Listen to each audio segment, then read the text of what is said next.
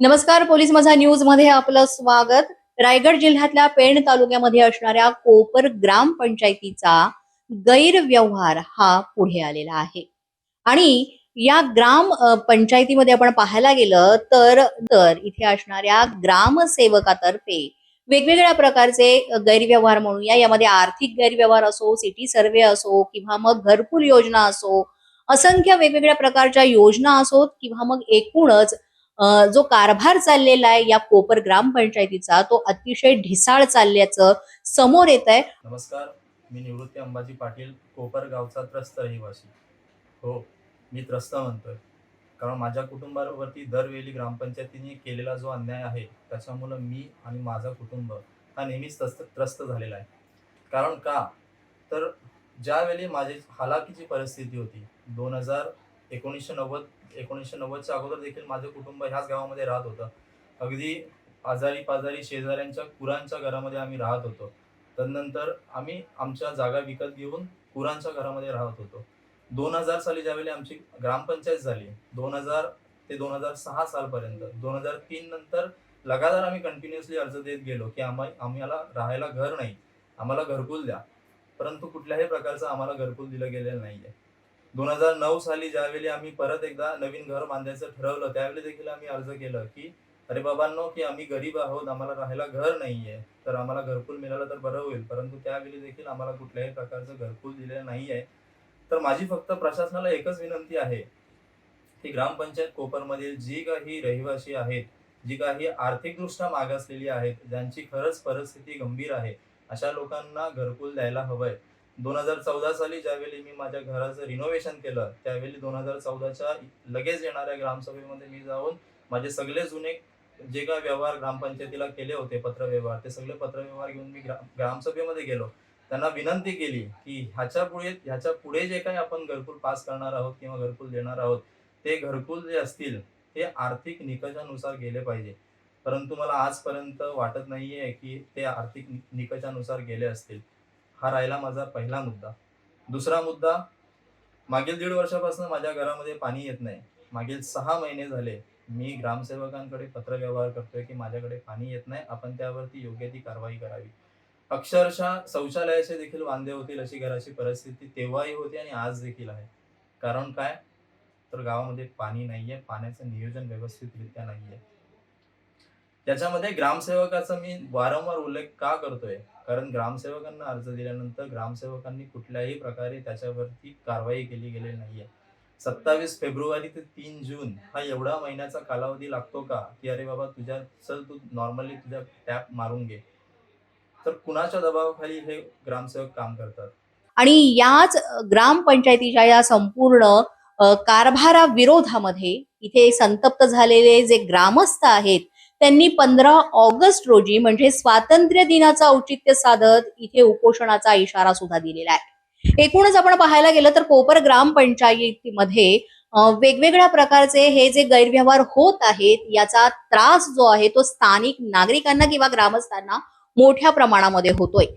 आम्ही वारंवार बीडीओंकडे केले, वारंवार बीडीओंशी भेटून चर्चा देखील केली, परंतु त्यांच्या कुठलीही कारवाई किंवा कुठलीही त्यांची बदली करण्यात आलेली नाहीये। मी निवृत्ती पाटील या माझ्या स्वतःच्या नावाने ग्रामपंचायतीला माहितीच्या आधारा अंतर्गत पाण्याच्या संबंधित मी माहिती मागवली होती, परंतु ती देखील माहिती ग्रामसेवकांनी मी चुकीची म्हणत नाही, परंतु ती अर्धवट दिलेली आहे। जी माहिती मी मागितली होती त्यांनी पूर्ण दिली नाहीये आणि ती दिली तर कधी दिली तर अक्षरशः शेवटच्या दिवशी रविवारी। आता आमची ग्रामपंचायत तर कधी उघडीच नसते, ग्रामसेवकांना मी तर गावात कधी जास्त पाहिलंच नाहीये। मी स्वतः फोन करत होतो 2025च्या गणपतीच्या दरम्यान, ज्यावेळी मी बऱ्याच वर्षानंतर ग्रामसभा अटेंड केल्यानंतर की अरे बाबा मला घरपट्टी भरायची आहे, आमचे ग्रामसेवक ग्रामसभेमध्ये हजरच नाहीयेत, ग्रामपंचायतमध्ये आमचे ग्रामसेवक हजरच नाहीयेत। परंतु एवढा काल असून देखील ग्रामसेवकांनी कोणत्याही प्रकारची कारवाई केली नाही आणि मग रविवारीच ग्रामपंचायत का उघडली, हा देखील माझा प्रशासनाला एक प्रश्न आहे। यामध्ये ग्रामसेवकाची भूमिका सुद्धा महत्वाची आहे, कारण ग्रामसेवक इथे ज्या योजना आहेत त्या नागरिकांपर्यंत पोहोचू देत नाही आणि एकूणच वेगवेगळ्या योजनांचा लाभ घेण्यासाठी जी लोक पुढे येत आहेत त्यांच्या सुद्धा अनेक समस्या आहेत आणि त्या सुद्धा आज आपण आपल्या या कार्यक्रमातनं ऐकणार आहोत. यामध्ये संतप्त नागरिकांनी वेगवेगळ्या प्रकारच्या प्रतिक्रिया दिलेल्या आहेत, त्या सुद्धा आपण ऐकणार आहोत. नमस्कार, मी राहुल धनाजी भोईर, कोपरगावचा रहिवासी असून मी एक त्रस्त रहिवासी आहे असं सांगतो.